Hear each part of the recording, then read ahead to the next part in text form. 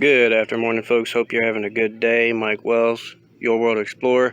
Today we're going to be taking a look at our squash plants and going to use this injector to inject a mixture of water and Bt Thuricide.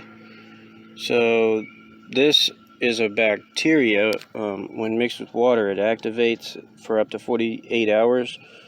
It's in the syringe now. This is just a turkey injector. So I'm going to go over to the stems of what's left of my squash plants and inject this into those stems because they're hollow. So let's go take a look. Now those squash borers have invaded heavily.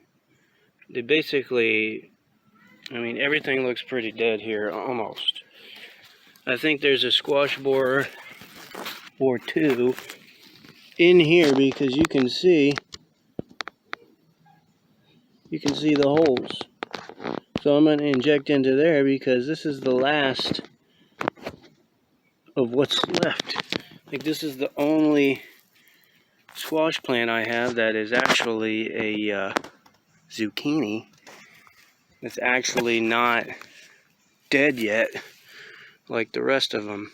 But we're going to go into every one of these guys, try to find the hole, the entry port, and just inject them. Because what happens when the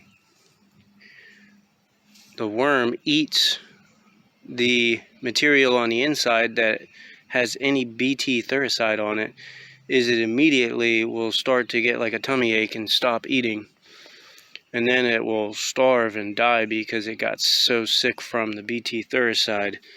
Now I'm just going to inject this stuff right there in the hole, the holes that you see. It looks like a new root boring, a new borer has gotten into here. So I'll just stick the needle in as best as I can and inject down into the plant like this. Let's get in there a little better. Oh yeah, right there. And then maybe down. Oop, I'm definitely messing it up a little bit. But we have to kill those vine borers, otherwise we're gonna lose this plant for sure. I'll go into here too. Looks like there might be one down in there affecting that. Could it be right there? I don't know. Really tough to fight these guys because they destroy everything. I'm gonna go into the side here, inject a little.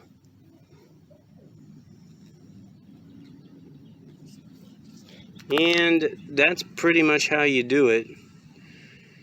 And I'm going to do that to whatever's worth saving over here. Anyhow, thanks for watching. Don't forget to like and subscribe, as that helps the channel out quite a bit.